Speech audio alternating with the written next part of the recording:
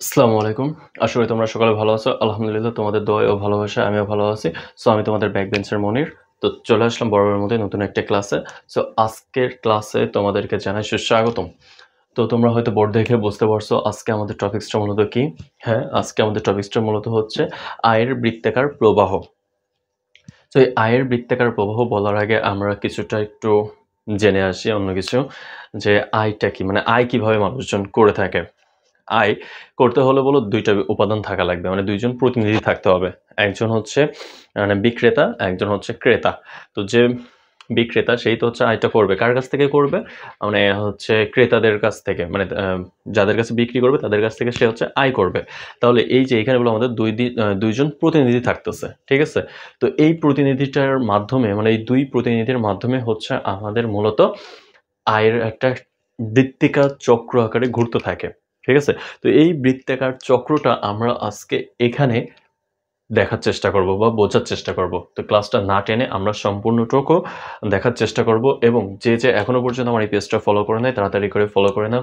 কেননা এমন সুন্দর, সুন্দর ক্লাসের ভিডিও পেতে হলে অবশ্যই আমার এই পেজের সাথে থাকতে হবে। সো সাথে থাকতে হলে কি করতে হবে? আমার পেজটাকে ফলো করে নিতে হবে। তো চলো আমরা আজকের আয়ের বৃত্তাকার প্রবাহটা জেনে আসি। তো যেহেতু বললাম আমাদের আয়ের বৃত্তাকার প্রবাহের ক্ষেত্রে ২ জন প্রতিনিধি থাকতে হবে। সো সেই ২ জন প্রতিনিধি কারা? ১ ফার্ম সমূহ। এইটা হচ্ছে ১ এবং নাম্বার ২ হচ্ছে পরিবার। সো আমরা এইটাকে ১ দিতে পারতাম যেহেতু আমরা ভোগ করব। সো এইটা ধরে নিলাম ১ এবং ফার্মকে দিয়ে দিলাম ২। তো ২ জন প্রতিনিধি যেহেতু বলেছি, সো পরিবার সমূহ ১ নম্বর প্রতিনিধি এবং ফার্ম সমূহ এটা হচ্ছে ২ নম্বর প্রতিনিধি। সো এই ২ জন প্রতিনিধির মাঝে কিভাবে আমাদের হচ্ছে আয় ব্যয়টা হবে, ঠিক আছে? কে আয় করবে, কে ব্যয় করবে? এইটা নিয়েই হচ্ছে আমাদের এই আয়ের বৃত্তাকার একটা প্রবাহ। কারণ একজন আয় করবে আর একজন হচ্ছে ব্যয় করবে। ঠিক আছে? তো আমরা চলে যাই আজকে ১ নম্বর প্রতিনিধির কাছে। ১ নম্বর প্রতিনিধি আছে হচ্ছে পরিবার। তো এই পরিবারের কাছে কি উপাদান আছে? শ্রম আছে, ভূমি আছে, মূলধন আছে, যেগুলো সে বিক্রি করতে পারবে। এখন কথা হচ্ছে এই যে বিক্রি হবে আমাদের দেশে বলো সর্বদা থার্ড পার্টি বলে একটা থাকে, যেটাকে আমরা বলতে পারি ব্রোকার অথবা বাংলায় যদি বলি সিম্পল ভাবে বলতে পারি আমরা দালাল। তো এই যে বিষয়গুলো বিক্রি হবে, কোনো একটা বিষয় দেখবা যে আমাদের দেশে কোনো একটা বিষয় বিক্রি করতে গেলে বলো দালাল তার ভিতরে ঢুকে যায়, মানে ব্রোকার তার ভিতরে চলে আসে যে ভাই মানে তার কিছুই না, সে হচ্ছে জাস্ট মানুষের সাথে কনভিন্স করে কথা বলে আর কি ইনকাম করে। তো আমরা এই থার্ড পার্টি ধরে নাও এইটা একটা থার্ড পার্টি এবং এইটা একটা থার্ড পার্টি বা হচ্ছে ব্রোকার। ঠিক আছে? কেননা এই যে কিছুদিন পরে আমাদের হচ্ছে কোরবানি ঈদ আসতেছে। তো কোরবানি ঈদের সময় যারা বাজারে যাবে তারা অবশ্যই এই থার্ড পার্টির সাথে পরিচিতি হবে যে ক্রয় করবে পরিবার, বিক্রি করবে হচ্ছে ফার্ম। মানে ফার্মের থেকে গরু তো আসবে। তো তারা হচ্ছে বিক্রি করবে আর কিনবে হচ্ছে এরা। তো এদের মাঝখানে হচ্ছে সংযোগ ঘটাবে কে? এই থার্ড পার্টি। ঠিক আছে? তো এখানে আমি থার্ড পার্টি বললাম হচ্ছে এই কারণে যে উৎপাদনের উপকরণসমূহ বাজারকে আমি হচ্ছে থার্ড পার্টি বললাম। কেননা এই পরিবার ফার্ম চেনে না বা ফার্ম হচ্ছে পরিবারকে চেনে না। তাহলে এদেরকে চেনাচ্ছে কে? এদেরকে পরিচিত করাচ্ছে কে? এই থার্ড পার্টি। মানে হচ্ছে এই উৎপাদনের উপকরণসমূহের বাজার। তার মানে কথা হচ্ছে এই পরিবারের কাছে আমাদের ছিল কি?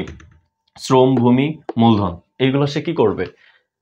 বিক্রি করবে। কারণ বিক্রি যদি সে করলেই সে হচ্ছে টাকা ইনকাম করতে পারবে। তাহলে এই পরিবার ফার্স্টে হচ্ছে বিক্রি করলো কোথায়? এই উৎপাদনের উপকরণসমূহ বাজারে যে কি বিক্রি করলো? শ্রম, ভূমি, মূলধন এইগুলো সে বিক্রি করলো।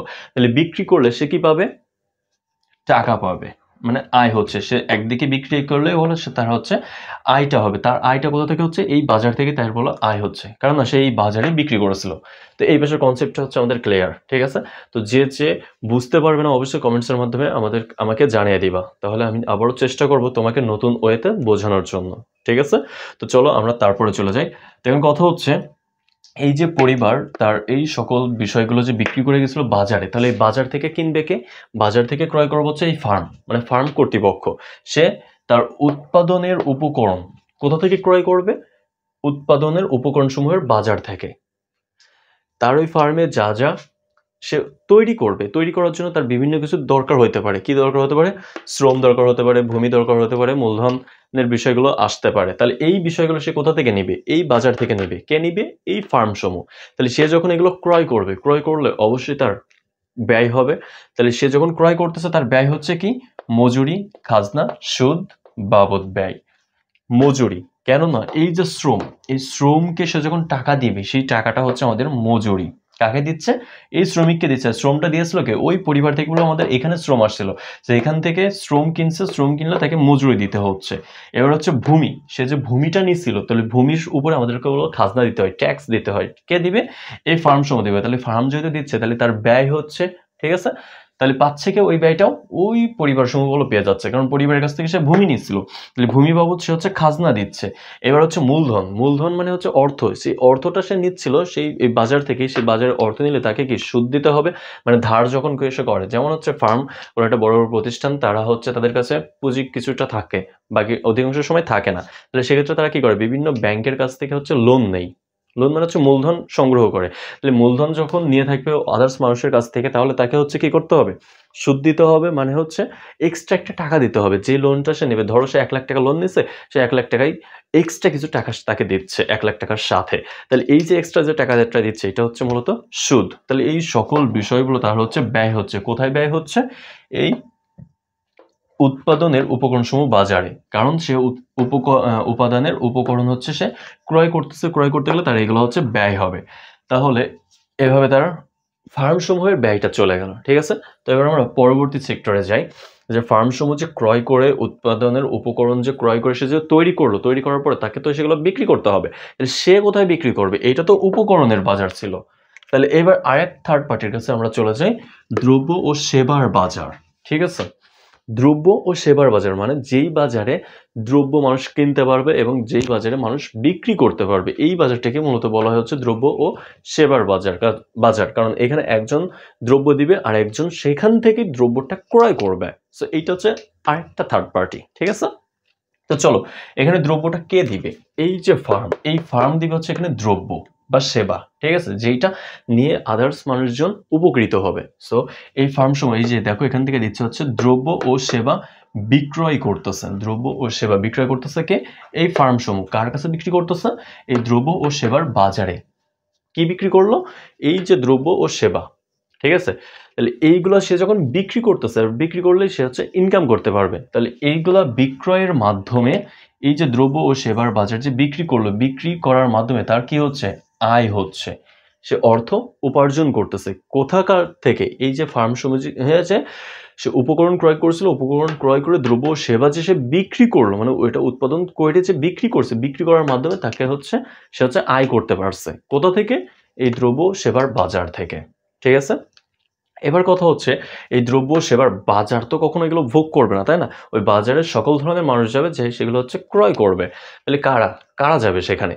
এই বাজারে যাবে হচ্ছে আমাদের এই পরিবারের মানুষজন। এই পরিবারের মানুষজনই আমাদের এই বাজারে যে দ্রব্যগুলো ক্রয় করবে, কারণ তারা হচ্ছে ফার্ম থেকে কখনো ক্রয় করতে পারে না সরাসরি যায়। তারা কোথায় যাবে? বাজারে যাবে। কোনো কিছু ক্রয় করতে হলে আমরা সকলে কোথায় যাই?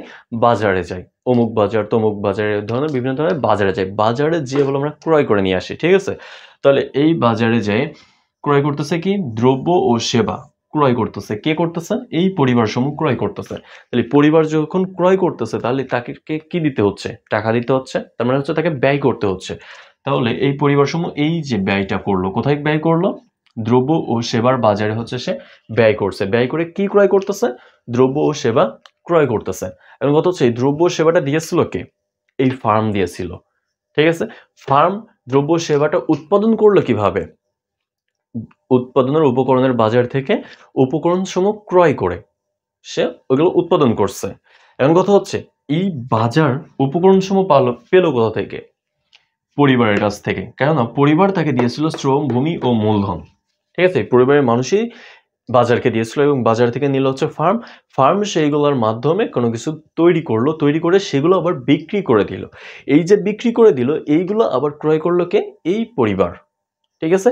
এভাবেই হচ্ছে আমাদের এই 1 নম্বর এবং 2 নম্বর প্রতিনিধির মাঝখানে আমাদের এই যে আয় ব্যয়ের যে বৃত্তিকার যে প্রবাহটা, এটা সর্বদা হলো চলমান, ঠিক আছে।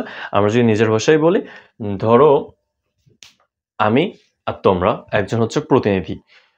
আমি কোনো কিছু বিক্রি করতেছি, তোমরা সেগুলো ক্রয় করতেছো। আমি তো তোমাদের কাছ ভিতর থেকে একটা শ্রমিক নিয়েছিলাম, তাহলে আমি তোমাদের কাছ থেকে নিচ্ছি, আবার তোমাদের মাঝেই সেটা আমি ফিরিয়ে দিচ্ছি। আমি ক্রয় করতেছি, আমি আবার তোমাদের কাছে বিক্রি করতেছি, তোমরা আবার আমার কাছ থেকে রিটার্নলি দ্রব্যগুলো কিনতেছো। এই যে আমার আর তোমাদের মাঝেই যে সংযোগটা করতেছে এটা হলো চলমান। এই চলমানটাকে বলা হচ্ছে আয়ের একটা বৃত্তাকার প্রবাহ, যেটা আমরা এখানে পরিবার ও ফার্ম সমূহ দিয়ে বোঝানোর চেষ্টা করছি। তো আজকের ক্লাসটা মূলত এই পর্যন্তই। তো কে কে ক্লাসটা বুঝতে পারোনি সে অবশ্যই কমেন্টসের মাধ্যমে জানিয়ে দিবা, এবং ক্লাসটা ভালো লেগে থাকলে অবশ্যই লাইক কমেন্ট শেয়ার তো করবা, এবং তোমার বন্ধুকে দেখারও একটু সুযোগ করে দিবা। তো ক্লাসের কমেন্ট বক্সে তোমরা অবশ্যই তুমি তোমার বন্ধুদেরকে মেনশন করে ক্লাসটা দেখার সুযোগ করে দিবা। সো আজকের ক্লাসটা এই পর্যন্তই, দেখা হবে নতুন কোনো ক্লাসের মাধ্যমে। সে পর্যন্ত তোমরা ভালো থাকবে এবং আমার জন্য দোয়া করব যেন আমি এমন সুন্দর সুন্দর ক্লাস তোমাদের মাঝে উপস্থাপন করতে পারি এবং তোমাদের সাথে সর্বদা এভাবে থাকতে পারি। সো আল্লাহ হাফেজ।